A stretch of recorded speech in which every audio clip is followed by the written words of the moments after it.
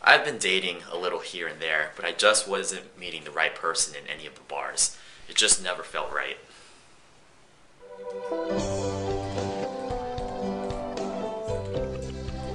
Okay. So I got a trial membership online. Within 24 hours of my profile being up, she sent me a wink.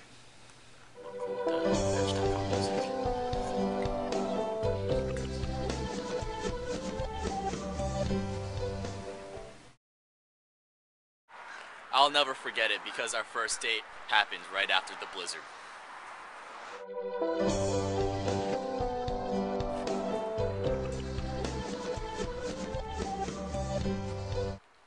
The whole town was just quiet.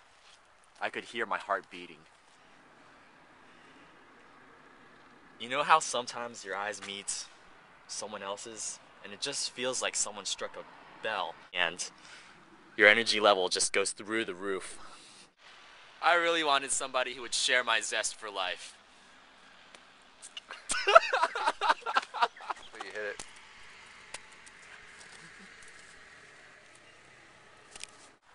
She was somebody I could enjoy anywhere. And we'll just cut this and edit it to when it's made.